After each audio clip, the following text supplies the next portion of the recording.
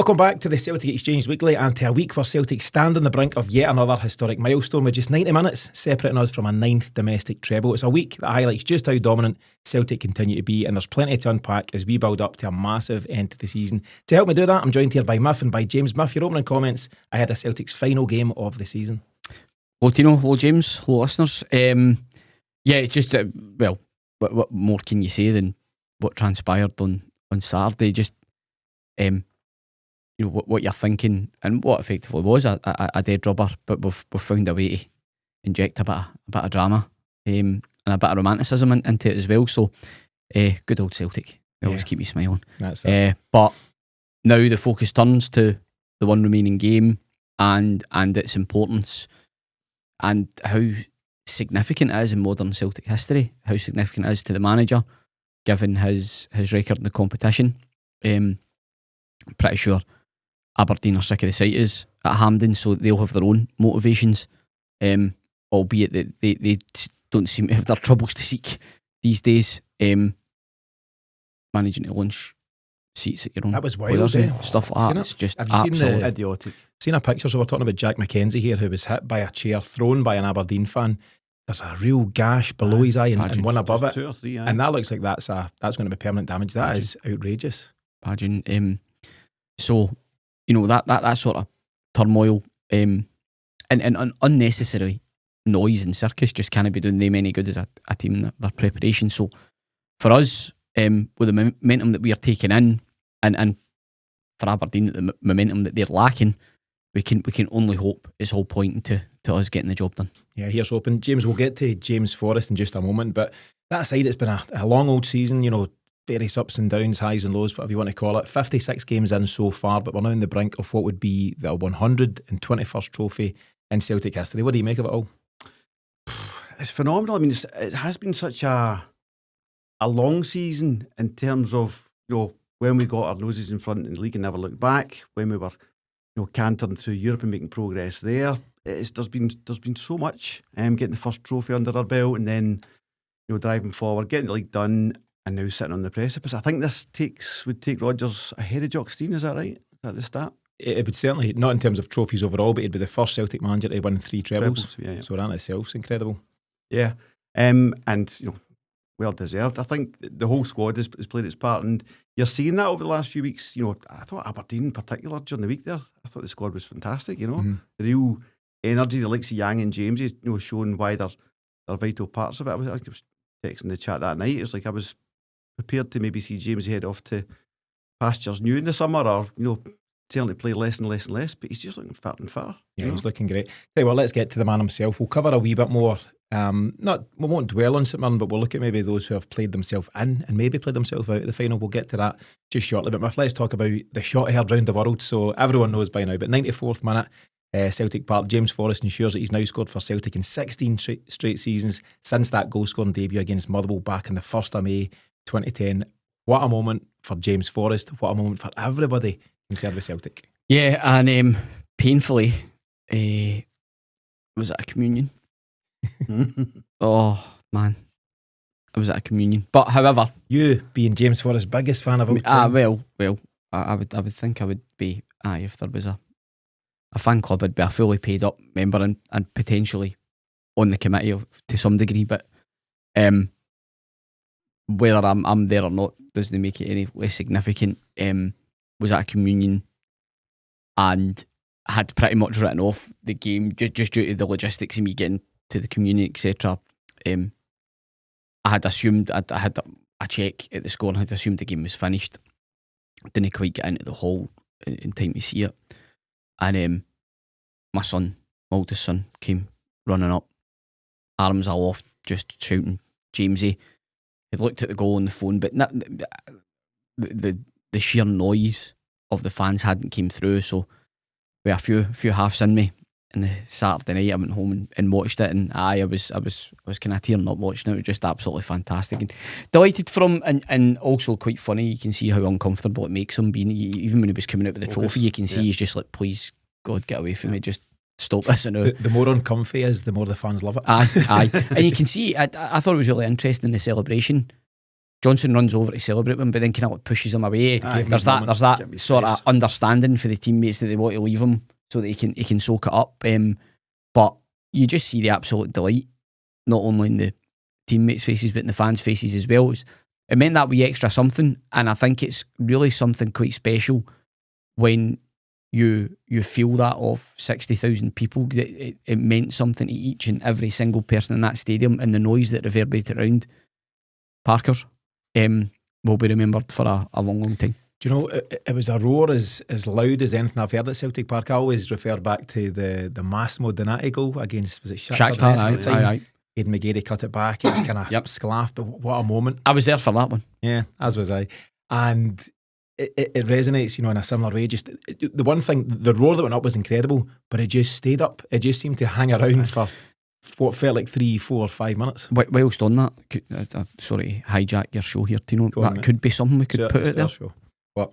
Something we could put out there. What's the noisiest you've heard? Oh, the question. Celtic Park, right? But I was just going to chip in with Big Benny says it was Boric's penalty save from Saha. He says that's the loudest he's ever heard Celtic My Park. other one was Jan Venegar's diving header. They won 2-1. I was there. Barca's up there as well. It's a great shout. Barca's up there as well. Tony Watt.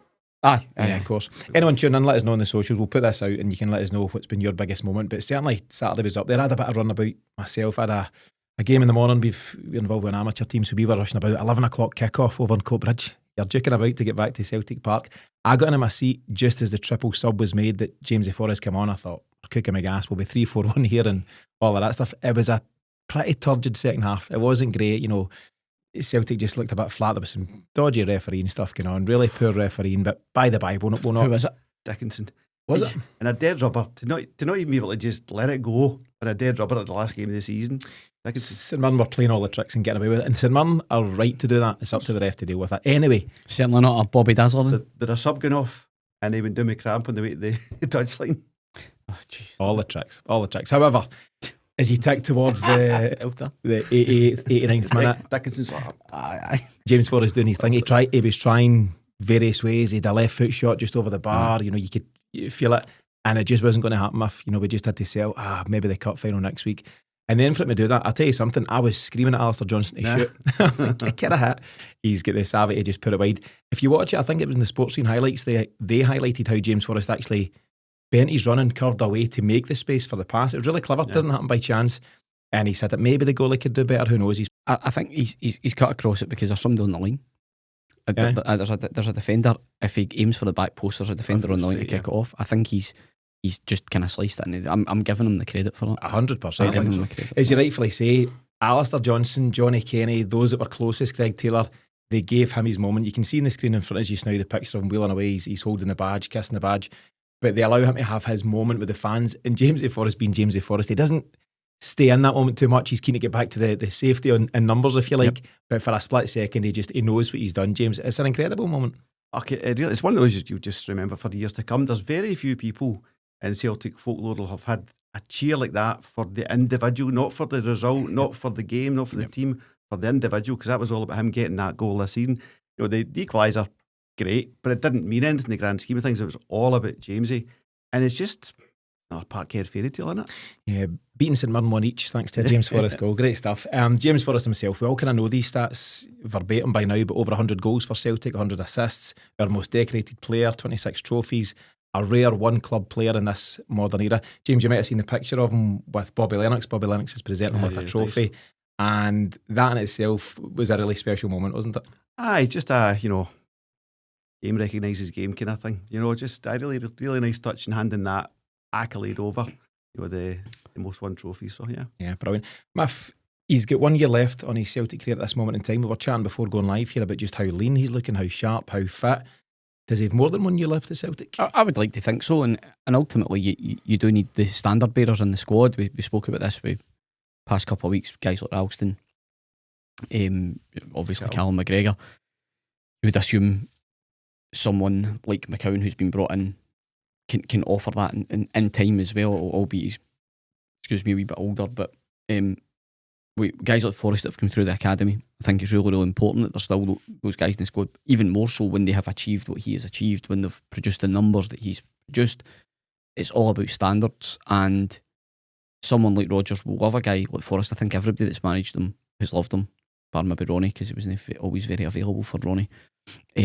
But when he wasn't playing, he was still keeping the standards high in training. For Rodgers, those things are really important.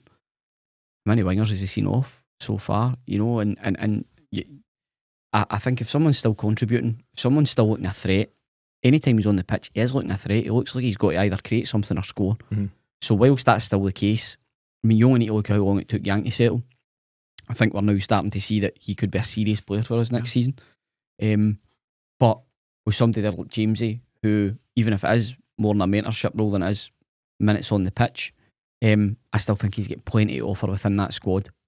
What a role model for Sean McArdle. If you're Sean McArdle's family, friends, coaches, you just need to point to James Forrest and say, learn off him. For as long as James Forrest remains at his club, get close to him, bend his ear, watch what he does in training, all these things, because I think it was Tony Watt speaking about him a few weeks back, saying he's the ultimate pro. He says, you know, they go out for a bit of food together. Tony Watt's having what he's having, and James is like, no, I need to watch what I'm doing. And he's just got that thing going on at 34. I think he's 34. He'll be 34 in July. So he's a guy who he maybe knows, in fact, it's fact, you know, his better years are behind him, potentially, probably. And he's not got that many years left in the professional game, but he's continuing to do the right things. And whether it's Sean McArdle or any other young player in any position, actually, what a role model for Brendan Rodgers to have in the building. Yeah, but I think if anything, the last couple of years, he's become more of the model pro. No, not that he was really carrying me, but you've seen him just getting leaner and leaner as the months go on. He must be spending an awful lot of time in the gym, because I've never seen him in the shape he's in, you know, the whole time he was at Celtic. So it just shows you these guys, the real pros, you know, some guys will just go, well, that's my football, and then, you know, he could leave and stop playing football tomorrow and, you know, have his legend status untouched kind of thing. Mm-hmm. He's went, no, I want to kind of extend my career and see how long I can go with this. That's the thing. He looks hungry, Miff. He doesn't look like, it's been a great run. You know, he's not settling in and just fizzling out. You only look at what happened last January, and he looked for all money. He was out the door. Cardiff, yeah. You know, such a great coach as Brendan, who's willing to let him go. No, that was Brendan playing mind games. Aye. Reverse psychology, and it worked a treat, aye. Master tactician. Well pointed out. But it sounded like it was very, very close. The point being is that, you know, we were underperforming as a team.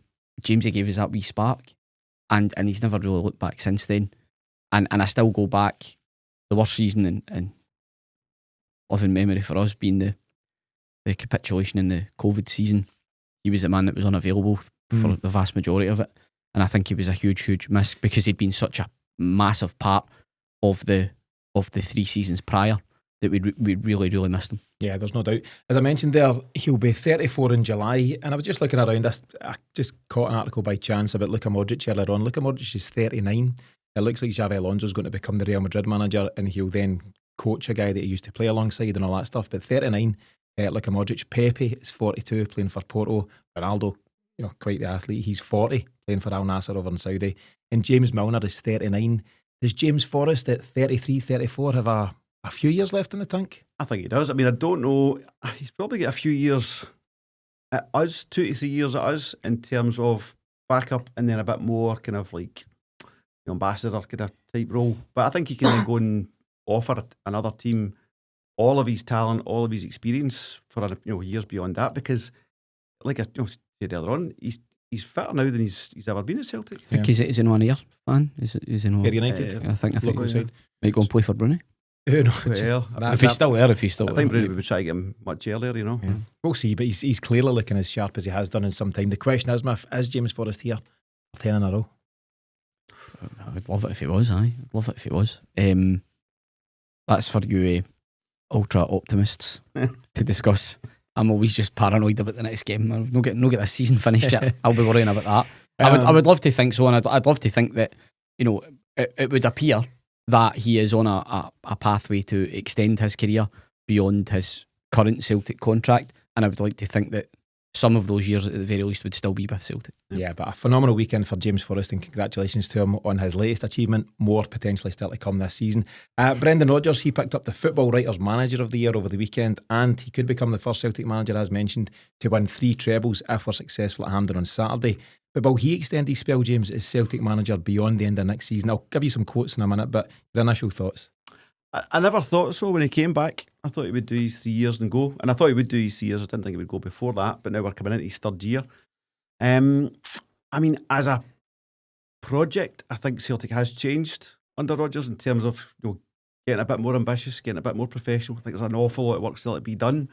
But it's starting to put foundations in place. So I don't think a year is enough to finish that job. So certainly from Rodgers' point of view, he could stay and really do the job he wants to do at Celtic. I think he can advance us further in Europe next year. We need a break of the ball, a bit of luck of the draw. But I think he wants to put much more consistency into Celtic. I mean, could he become director of football under a coach underneath him? Interesting. Never considered that at just all. an eye myth more than anything else, really. I don't think there's enough ego potential in that for him. Two men in the room. He likes to be the front man, and rightly so. James, just quickly before I come to those quotes, do you want to see him extend? Yeah, absolutely. I'll get to myths shortly for that answer. He was asked about the contract situation at the weekend and any chats that he's had with Dermot Desmond. He said, I haven't seen him, but I spoke to him in the week. We'll catch up sometime over the summer. I'm pretty sure, listen, it's up to the club whether there's contract talks. The club might think 3 years is enough of me, and that's it. I think he's at it there, very coy. He said with a glint in his eye. But we'll speak about the team. It's always what's most important for Celtic. I wanted us to focus in this season and have no distractions, just focus on performance and winning. And then when there's a bit of spare time at the end of the season, we can chat around that, but there's no rush. What do you think, Muff? I think the Villa in Mallorca has got to be busy this summer. I think it'll just come down to simply how he's backed in the summer. Will he get what he wants? If he doesn't, that might actually not be a feeling of the club as such. It might be a feeling of the current structure that's there, because we've discussed that at length over many episodes. But I think if the willingness is there to back him, you might see him do 5 years in total, and then swan off to the sunset. If he's not back to any massive degree, I think he'll see out the season and go. That's just my own thoughts on it. There's nothing to suggest he won't be back. There's clearly a very good relationship there. There's a whole thing going on. You might have seen or heard of the article during the week. Stephen McGowan, formerly of the Scottish Daily Mail, now at the Herald, and Stephen McGowan, he's certainly got his finger on the pulse with all things Celtic, and I think it was 30 years to the week that Dermot Desmond first invested in Celtic, so he was marking that occasion with an article about just how influential Desmond is, or not, at Celtic these days. But the very fact that Brendan Rodgers continues to reference him, I'll sit down and talk to Dermot this summer. Well, hold on a minute, Dermot's not the CEO. He's not part of the board, but it's clear that Dermot Desmond still calls the shots to a huge extent, and that's a deeper conversation for another day. But it certainly feels like Brendan Rodgers, whether it's with Dermot Desmond, Michael Nicholson, Peter Lawwell, or anybody else, he's got a very good relationship with the board. And why wouldn't he have? They've brought him back, and all he's delivered is trophy after trophy. You can see why they'd be keen to lock him down. Yeah, and I think we have again discussed the biggest issue at Celtic is you just don't know. You don't know what's going on. You don't know who's ultimately making each individual decision. Well, you kind of do. You kind of do. But Brendan's telling you. Yeah. But the whole point of Rodgers coming back was to do what he's done. Mm-hmm. He's achieved what he was brought in to do. That's maintain domestic success and advances to some degree in Europe. The next part is just really interesting, because what is the next part? And again, we'll probably never know that officially as to what the targets are set. Is it to get to even further in the Champions League? I think it just is that. So it was secure knockout, getting to groups. That's all sorted by league position at that stage. Then it's like, can you get out of a group? Can you advance? Can you get to a knockout? And it's just one step at a time. See if we went one further round, I'd be happy enough with that next year, as long as it was the floor to build on. That was my very question. What is the next step milestone? You can't do more than a treble domestically, so it is bizarre. I think Chris Sutton referenced it in some of his post-match stuff.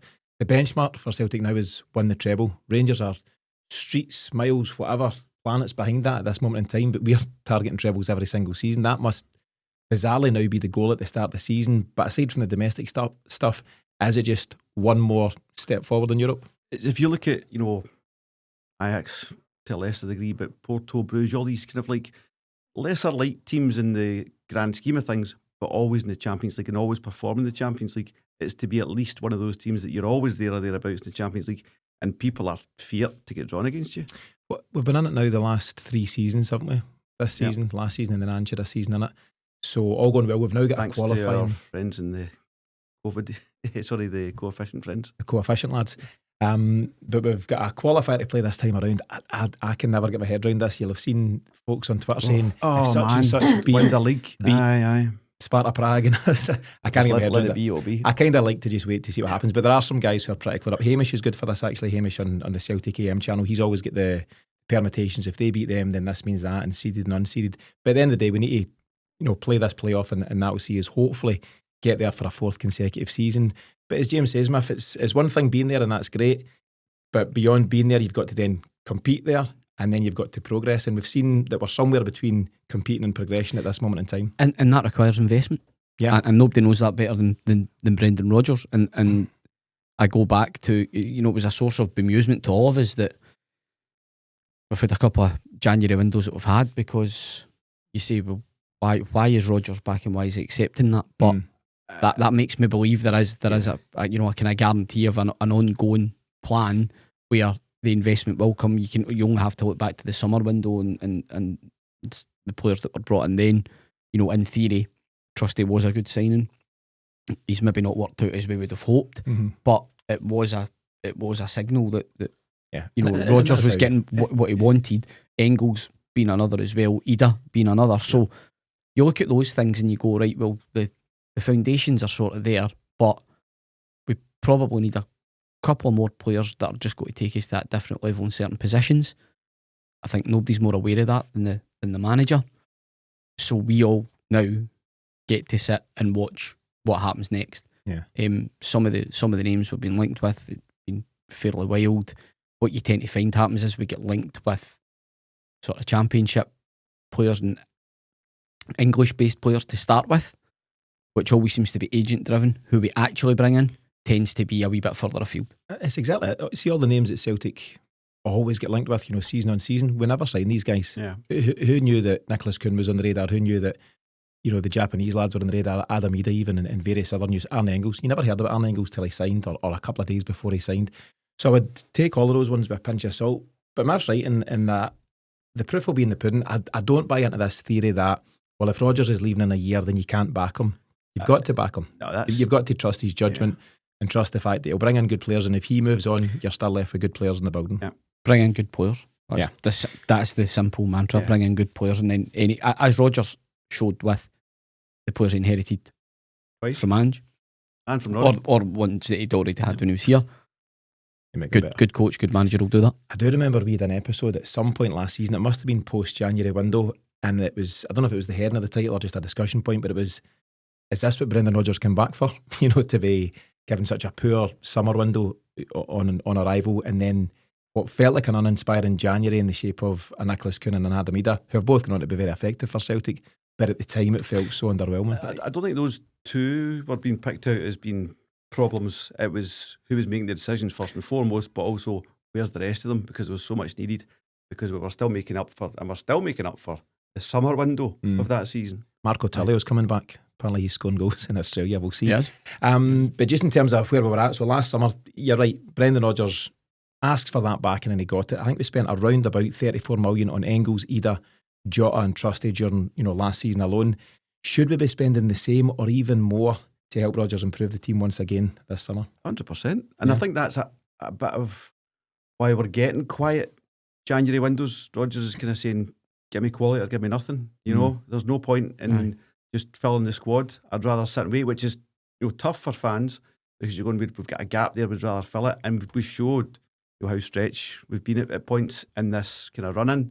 So I think we do need the numbers, but fair enough, the manager's going to say, give me quality or give me nothing, and that's going to take numbers, financial numbers. Yeah, I mean, we could have spent, 6, 7 or 8 to try and replace Kyogo in January, and I'm sure they looked around to see what was what, but they've made the call as a club that rather than spend good money on a maybe, they've thought, you know what, let's play this season out. And it's a gamble, there's no doubt it's a gamble, but it looks like it's paid off, albeit you could debate we could have progressed against Bayern. However, we're on the cusp of a treble.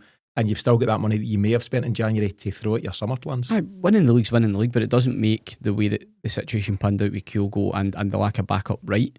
And I think the subsequent minutes of Johnny Kenny prove that, because he would have been the third striker with Maeda. Johnny Kenny, no chance? Well, quick question, but we're going to move on just shortly to 5 in a row, but let's finish this section with Johnny Kenny. Does he have a future at Celtic? In my opinion, yes. I like what I see. Same. I'm the same. Yep. And I've been impressed the last couple of days. I tell you what I really like, his pace. Did you see him burning Gogic? He's got a bit of physique about him as well. Yeah, he's got something. I just like his movement. I like his movement. I think he's really direct with his movement. And he's been he was very unlucky not to score prior to the header that he scored against Aberdeen. Yeah. He makes all the right moves as a penalty box striker, and he's a very willing runner. I think his cameo since January has merited a wee bit more minutes, but I'm not going to argue about that. Manager sees him in training, albeit that he seems willing to reward them.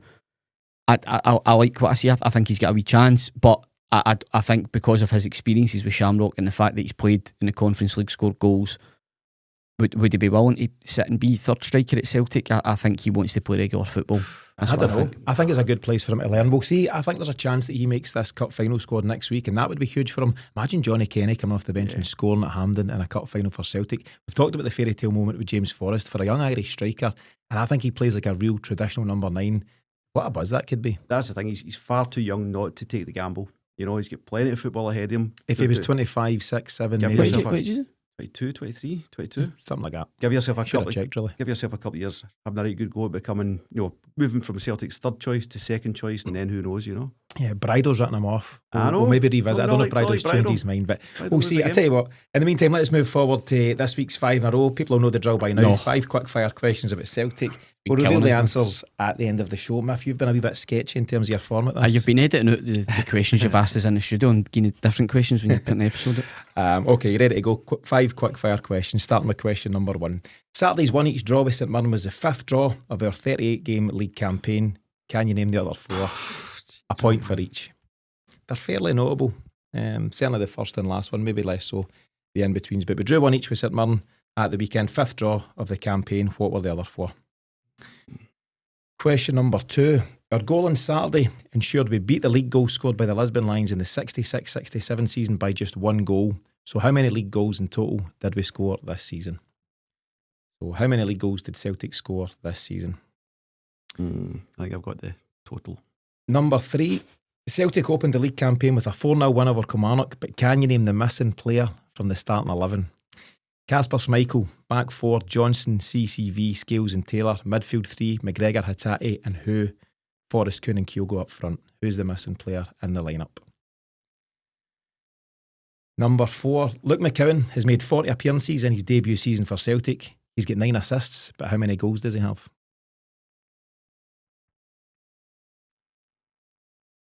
And number 5, the last time Celtic played Aberdeen in a Scottish Cup final was when we lifted the invincible treble under Brendan Rodgers in 2016-17.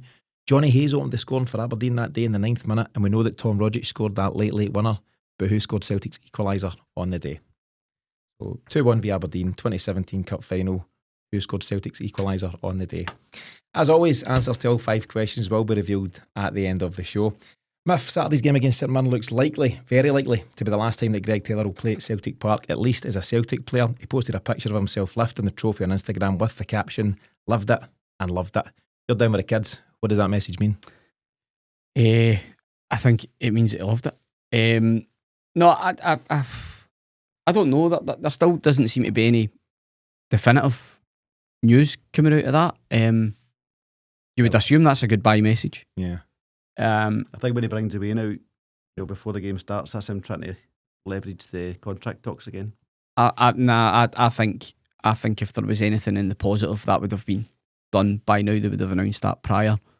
So I'm viewing it and taking it that he's away. But what a sterling Celtic career that he's had, and I always go back to that for him and Ralston. They were absolutely pivotal in Ange being able to implement his style of play. And those first few months were pretty ropey. Taylor and Ralston were such a huge part of us maintaining any sort of kind of gap between us and are keeping close enough to Rangers during that period, and that's ultimately what won us the league. So I like him. I know he's got his flaws, but almost every player has.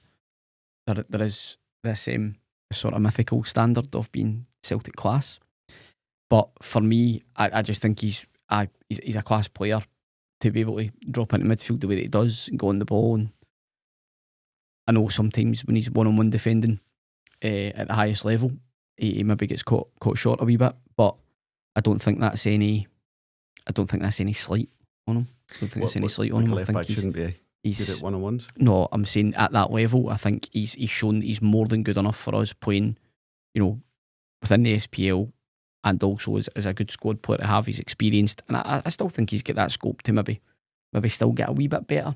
But I've got a soft spot for him. I love him. I think he's done a great job for us, and I would be delighted if he would stay and be that squad player and understudy to Tierney. But given his status, given what he's won, given how many games he's played, I understand why he won't. Yeah, I agree with that. Don't know if you noticed that James cleverly used the time that you take for a mythologue to scribble down some further answers for the old 5 in a row. It's a sneaky tactic, but I can see what he's doing there. You mentioned just how successful Greg Taylor's been, and you're absolutely spot on. If he wins the Scottish on Saturday, that's 12 trophies as a Celtic player, 5 leagues. It would then be 4 Scottish Cups and 3 League Cups. And James, whether you rated Greg Taylor as a player or not, no one can question his commitment, his effort, and ultimately his success in a Celtic shirt. He's earned every single medal and trophy that he's won at Celtic, 100%. He's been a pivotal part, you can't deny that, and he's seen off various challengers. I like him as a character. I think he definitely gave us something, that dimension under Ange. Being a former midfielder coming back to left back, being offered that inverted role, it was like a duck to water. It was just exactly what he needed and wanted. Rodgers doesn't quite play that system now and again. He does, but he just likes one of his fullbacks to do that, which I think he's given Taylor a bit of rein on that from time to time. But I just think when it comes to the crunch, I need my left back to be able to stand up to that one-on-one at the highest level. And I think the gap from what we're looking for, so say Tierney is gap, and don't get me wrong, that's unfair to expect players to match up to Tierney's level, but the gap then from Tierney to Taylor, I think, would be just too big. And I think it's better for everyone that we just draw a line under it and move on. And I think we can take it as read from the post that he's on his way, and he'll get a warm reception on Saturday, and hopefully it's a successful day for all involved, and I'm sure Greg Taylor will take the plaudits. It's interesting, I've heard some of the chat as to where he might end up, and I can't quite work out the kind of clubs that would be looking at him. I've seen a very interesting thing. Somebody suggested Wrexham, who have just been promoted. You'll have followed the Wrexham story, I'm sure. In League One now? Now in the Championship, they get promoted into the Championship. They've offered Tom Kearney at Fulham 50 grand a week to play for Wrexham. So James McLean's there just now, and Stephen Fletcher's there at the moment, ex-Dundee United, Hibs and all that. And that could be an interesting move. That's a club on the up and up. And I wonder if Championship is where he sees himself, or does he see himself at EPL level? Who knows? We'll not dwell too much on that, but it is going to be interesting. I think he's off, and it'll be interesting to see where he goes. James, you rightfully mentioned KT. He's also just said farewell down south. He said his last game at Emirates. KT, yeah, so he's played his last game not at Highbury, at the Emirates at the weekend to get the last few minutes, and I think that was showing your age here, Tino. I am, yeah, and I think it was the right move by Arteta to give him those minutes, and really warmly appreciated. They love him for what he gives, and I suppose in the same way I'm talking about Greg Taylor, his commitment, his effort, his attitude, all those things, that's what has made Kieran Tierney so popular down there. And I think there's still so many Arsenal fans that are devastated to see him go, but Arsenal loss is our huge gain. Absolutely. I think it's really been a bit of a sleeper, this one, as to just how big a coup this is for us. We've got an international fullback, with plentiful European experience, coming back to be our first choice left back, and a free contract. It's absolutely magnificent.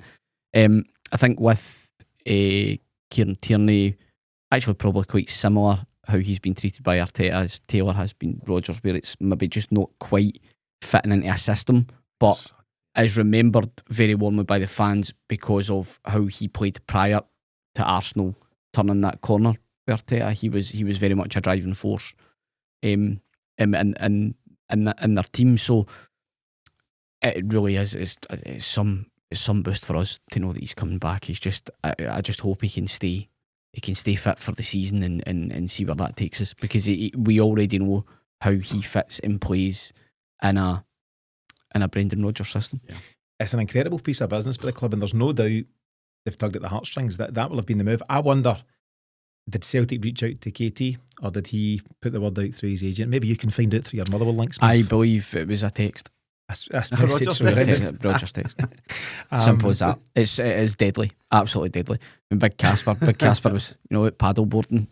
Text goes, it's Brendan, I need to get this. If the transfer system's no broken, my friend, who needs a good doctor? We've got a Nokia. James, it's such an exciting signing though, and as I say, great business. Tell me this, are you buying anything into the suggestion from some that KT, what? Centre half. Aye, left centre half. Madness. Following up your madness about Greg Taylor, what do you think?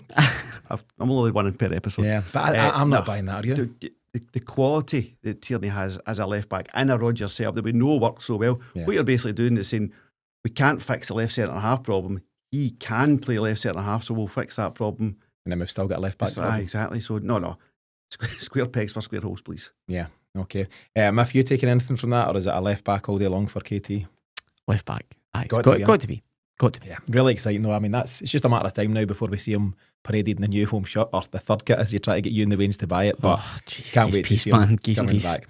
They've already got their new one. Have they? Aye, the hame one. The hame one. They've got you wrapped around their fingers. Oh man, see the thing is, anyway, strip. We'll do an episode on strips. Aye. Okay. We've spoken about Greg Taylor's farewell, KT's farewell down south, but is there any more farewells on the horizon at Celtic? So there's players also in the squad who may have played their last game at Celtic Park. I would argue Jeffrey Schlupp's one of them. Mike Nawrocki might be another. Austin Trusty might be one. I'm not sure if he fits. Nicholas Kuhn would be the high profile one, and even Scott Bainmouth, sorry to say. Any of these guys? He's a maniac. Any of these guys played their last for you at Celtic Park? Rio. Oh, don't. Could. No, I think he could. Why does it need to be like that? I'm not sure. I'm just telling you things that could happen. Dyson. Yeah. Potentially Dyson. Think of his powers. There was a lot of chat about Brighton. Off the list. There was a lot of chat about Brighton. I'd seen just over the weekend. Dyson. You can see that. I could see that. There's also talk about Matt Riley moving on from Brighton, and there's clubs in Serie A for him after what you'd have to say has been a pretty underwhelming season. I think getting your leg broke in your first game, bad start. I think his leg broke. No, it was a really bad. It was a nasty ankle injury. Not a break, no. I don't think it was a break. But there's there's a suggestion that we get a sell on as well. So you're talking about Frimpong going to Liverpool, and we'll get something like somewhere between 5 and 7 million for that. Was it not a €90 million release clause? Who for? Not 30.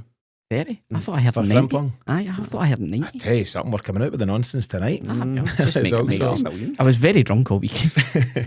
As I say, I've rhymed off a few. I didn't mention Rio, I didn't mention Daisamida, but yeah, of course they're possible. Who do you fear may lose, and who do you think just naturally will move on? Couldn't for me. I really fear Maeda, actually. Really fear that.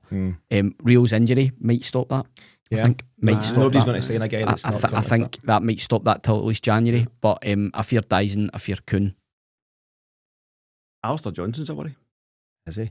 Did you see his interview post-match? Class, man. It was incredible. Do you know what? He's the dream guest. See if you were to get one player on the podcast. In fact, you could just start the tape and just go for your lunch and come back and he'd still be going. But some of his chat was brilliant. He was so complimentary about James Forrest, very complimentary about Greg Taylor, about what Brendan Rodgers has done from what it means to play at Celtic, the fact that you find out on day one, just what's required. And he's a guy who's absolutely bought into it. You can see why when Callum McGregor's not around, it's guys like him and CCV that step in for the armband.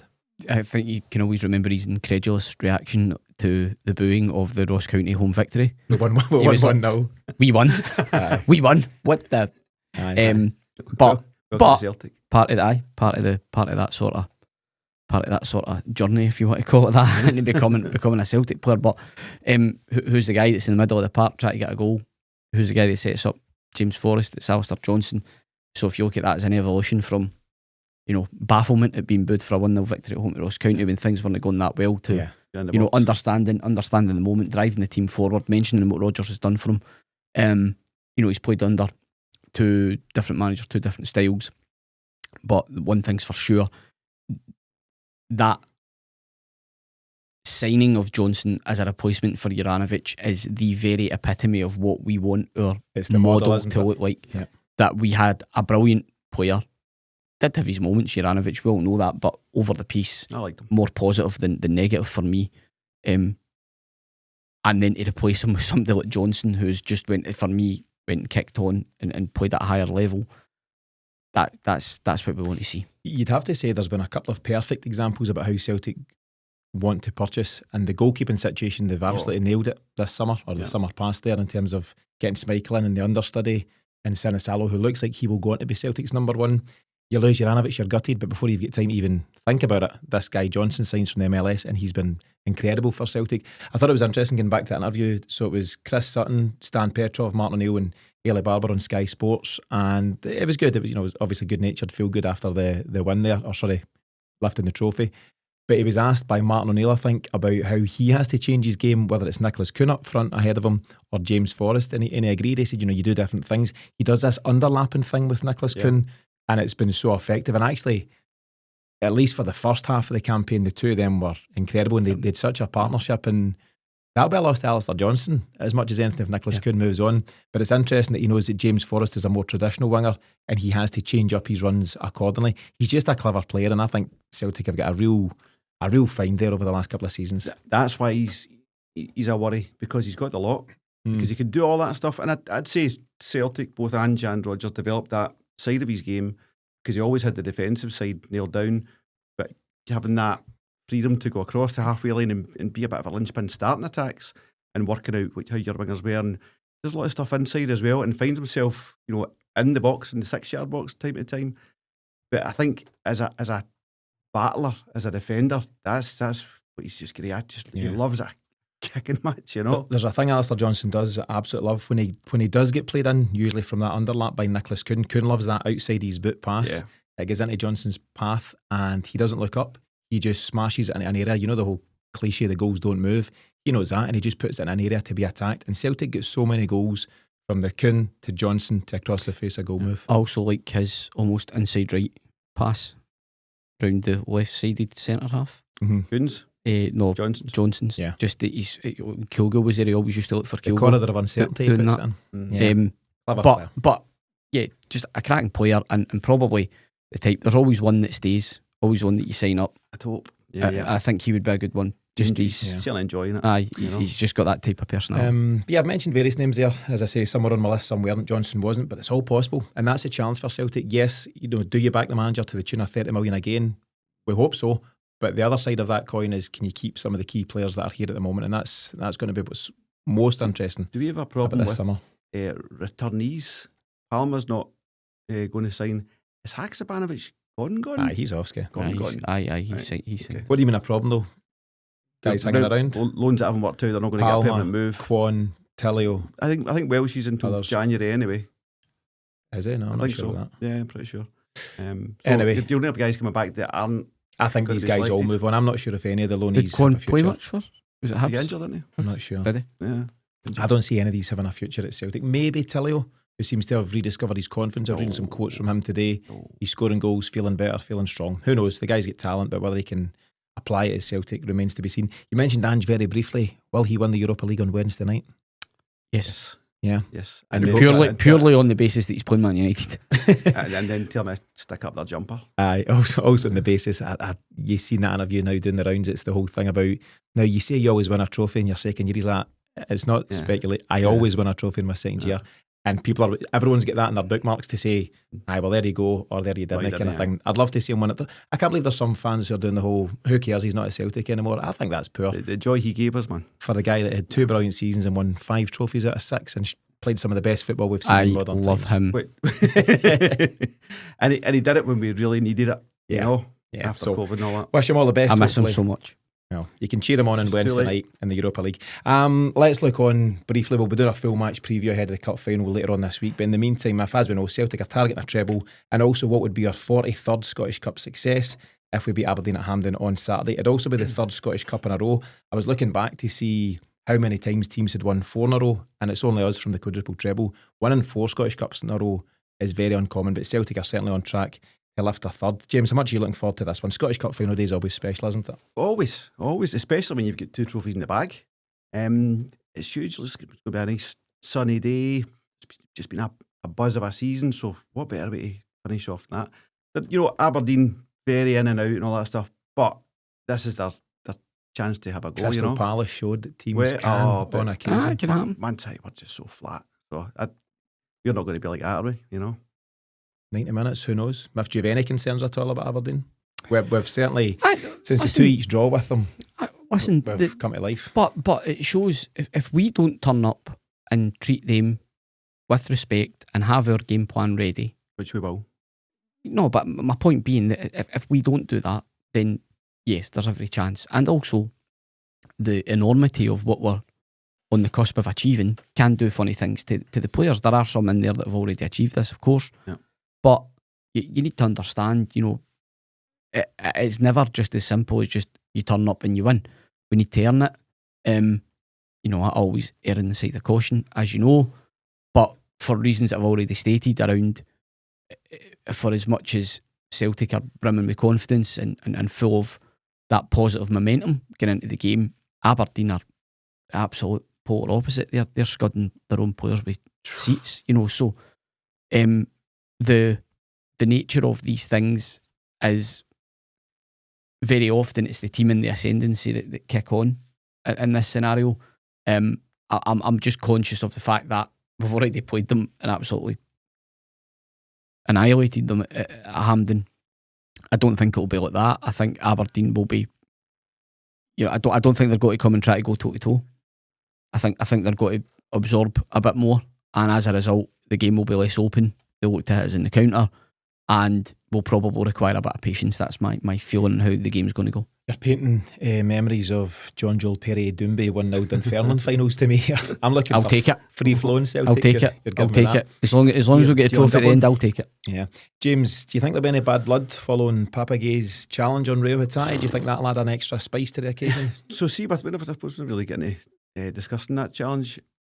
I think it's a poor challenge. It's just an act of pure frustration. I don't think he's gone out to do Hatai. I think he's just went, just got to leather this ball.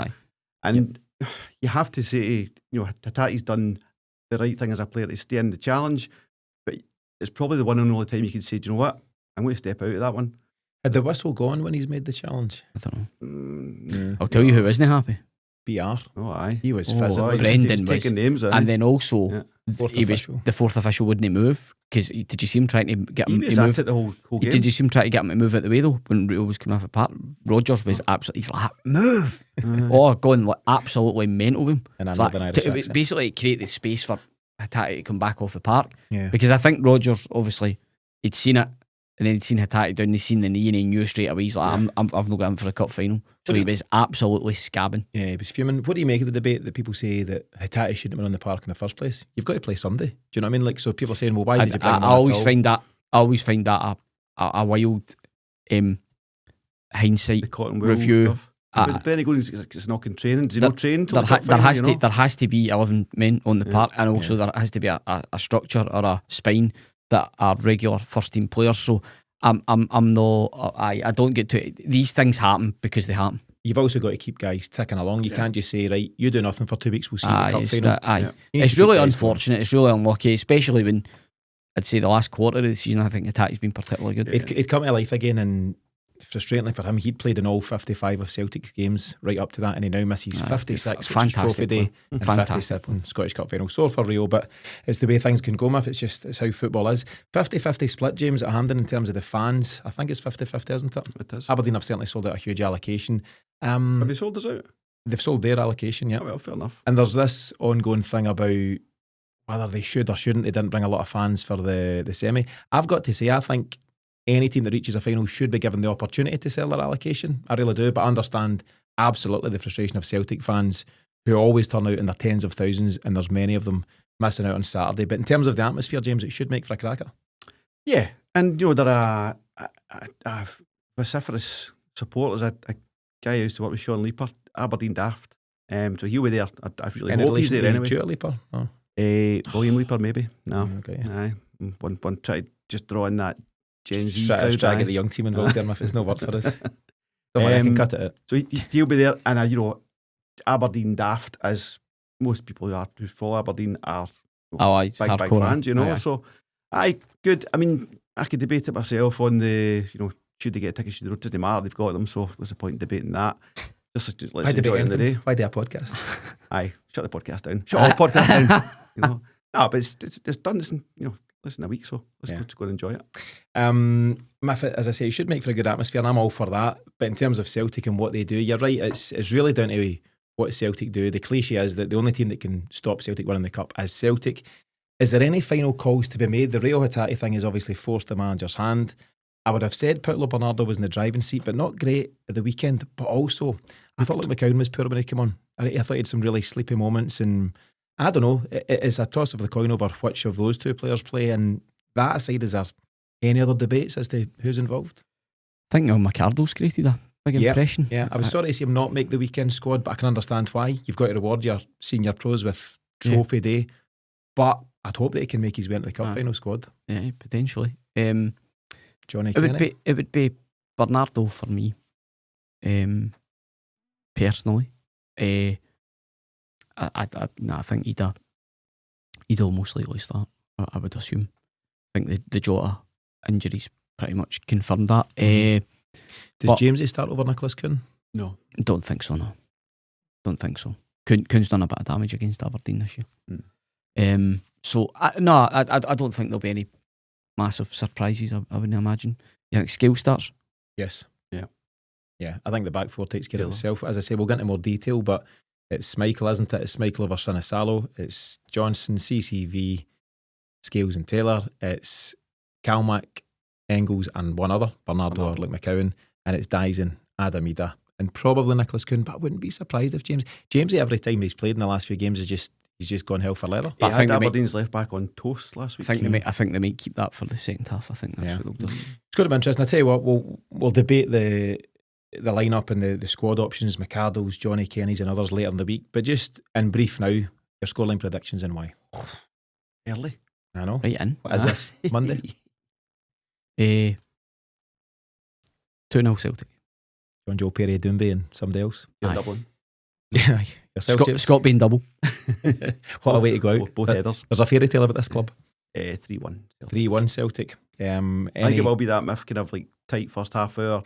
We'll get a grip of it and then off we go. Yeah, I'm pretty good at these kind of predictions. I called 5-0 at the weekend there, so I'm kind of nailed it. On good for him. I don't know. I think it could be, if Aberdeen come out and try and go toe to toe, that would be a disaster. And I suppose the one big plus for Jimmy Tilleen in recent times is he's seen us up close. He's seen our B team up close actually, but how quick Celtic can be in getting in behind you and these kind of things. I think he's got the back of his mind. He'll be fearing a doing that could see him lose his job. He's probably on you've done enough to keep your job at the moment. You go and lose a final 5-6-7-0, maybe not so much. That drop from 3rd to 5th would cost him. Yeah, that was just blew it. That was a sore one. I think Celtic will be comfy-ish, but I'm around about the 3-1 mark as well. I'll have a think as the week goes on and we'll do that. I think they'll come out physical. I think it's their best shout. Yeah, okay, let's see. As I say, we'll come out with the full preview later in the week. A couple of other wee bits and bobs in news, nothing major. Daniel Cummins was spotted at West Ham at the weekend. There's obviously huge talk that he'll go there, and I think the writing's on the wall for Daniel Cummins at Celtic. Tony Dock sacked by Dundee. I was a wee bit surprised by that. What do you want, man? Thanks for keeping us up. See you later. It's a wee bit harsh, wasn't it? I think it was more to do, much like with Aberdeen, it was the drop-off. Yeah, they were because they drew with us. But they lost their best player to us, and he still managed to play a good season despite that, and then all of a sudden they fell off a cliff. I thought it was a harsh. What do you expect, Dundee? I do think it's harsh. His job is to avoid relegation first and foremost. He done that, but maybe of his 2 seasons are saying, great, thanks for that, but we're not seeing progress, and that's a debate. Sean Maloney's in the running, which would be interesting. If he's had a few jobs. He gets sacked by Wigan in March, I think it was. I'd like to see Sean Maloney given a shot. I watched a really interesting piece when he got the Hibs job. He's such a thinker about the game. It was hard done by He's got good ideas. He's just not been able to implement them fully, and he's gone to clubs that are a wee bit all over the place. Hibs were all over the place at the time. Wigan have been in free fall for some time. Don't know, maybe Dundee might be a good fit. Do you think it'd be good to welcome him back to Scottish football? Like you, I was just always, I thought he didn't get a fair crack of the whip against Hibs, and he's maybe not made the best choices since then. But I think he speaks so well. Like you say, he's a thinker. He's an attack-minded manager. So I'd like to see him do well, of course. I've still not fully forgiven him for taking a free kick in Seville when Henrik Larsson was still in the park. It was 3-2 at the time, chasing the game. How did he get away with free it? kick in a dangerous area. Sean Maloney pulled rank. Right, Henrik, just take it easy. I'll get this one. Billinged it over the bar. Anyway, by the by. James, your final comments for the week. Special week for Celtic. Treble winning week potentially. Your final thoughts? I mean, it's 25 years of success, you know, just keeps on coming. It's just another great year about Tim. I've nothing more to say than that. Nice. My final word goes to you. There was a lovely piece by Sky, A Generation of Dominance. Don't know if you've seen it. I've not. If you've not, check it out. It's available on their formerly known as Twitter page. It is absolutely fantastic. It traces Martin O'Neill's appointment right through to the present day. Exactly that, 25 years ago. Absolutely magnificent. And here we are, as a result of that, the foundations that have been built. That's why we're enjoying what we're enjoying today. So enjoy, everyone, like it's your last. Yeah, and let's hope we can add another treble on Saturday. Brilliant weekend to look forward to. That's all for now on this latest episode of the Celtic Exchange Weekly. Hold on a minute. Hold on. Pause, everybody. I forgot to get through the answers to 5 in a row. And I think I've done well. Oh, exciting. And I think you saw my answers. I was about to smash right into my outro there as well, but let's do the right thing. Let me do the first one. Okay, so question number 1. Let's rattle through them. Saturday's 1-each draw with St Mirren was the 5th draw of our 38-game league campaign. Can you name the other 4? Hurry up. Go. Dundee. Yes. Rangers. Yes. Aberdeen. Yes. Dundee United. Spot on. 4 No for Hibs. 4. No Hibs. No, Hibs beat us. Oh, 4 points I for think he's Miff. changed about 10 answers there. Yeah. Number 2, our goal on Saturday ensured we beat the league goal scored by the Lisbon Lions in the 66-67 season by just 1 goal. So how many league goals in total did we score? don't know. Right. That's wrong. 107. 112. You were thinking last week we were at 106. I wrote 112 and crossed it out. Oh my goodness, can I give you that? No points for that. Question number 3, Celtic opened the league campaign with a 4-0 win over Killie, but can you name the missing players from the starting 11? It's Michael Johnson, CCV Scales, Taylor McGregor Hatate, Forrest, Kuhn and Kyogo. Louis Palmer. Bernardo. A man who's no longer at Celtic, Louis Palmer. Matt O'Reilly. Oh. Interesting, man. I so think was he's that, got 2 or 3 appearances for the season. So Matt O'Reilly's the man. Question 4, Luke McCown's made 40 appearances in his debut season for Celtic. He's got 9 assists, but how many goals? 3. 7. 7 is spot on, which is decent. So Nailed people it. were comparing him with Engels, saying, well, look, he's scored 7 goals in open play. Engels has got 10, but 9 are penalties, something like that. Good return from Luke McCown. Hopefully he kicks on, maybe on Saturday, but certainly See the next two year. halves. Yeah. The last time Celtic played Aberdeen in a Scottish Cup final was when we lifted the invincible treble under Brendan Rodgers in 16-17. Johnny Hayes opened the scoring for Aberdeen that day. We know Tom Rogic scored the late winner, but who scored Celtic's equaliser on the day? His head is fine. Scores belters all the time. Is that guy getting him? Stuart Armstrong. Stuart Armstrong is correct. 11th minute. It was Rocker. nothing for you? No. No. How many you got? Probably nothing. Right. Yeah. 6 with the bonus points. That's my best Don't- effort hey, so far. You don't need to show me. I absolutely trust you. Bonus points. As mentioned, we'll post these in the social and let us know at home how you're going on. Let us know too how you're enjoying the 5 in a row feature. And we'll keep that going. Bit of petulance in the studio here. As I was saying just a moment ago, that's all for now on this latest episode of the Celtic Exchange Weekly. Thanks to the boys for joining me, and thanks to you for tuning in. If you're enjoying what we do, be sure to share this episode with your Celtic supporting pals, and check out the show notes for more ways to enjoy the Celtic Exchange, including our free weekly newsletter, our lively, very lively WhatsApp community, and our member benefits on the Celtic Exchange Plus. Remember, we will be back later this week with our big Scottish Cup final special, so we'll see you then for more podcasts, more reaction, more Celtic right here on the Celtic Exchange. Have a brilliant week. We'll see you all again really soon.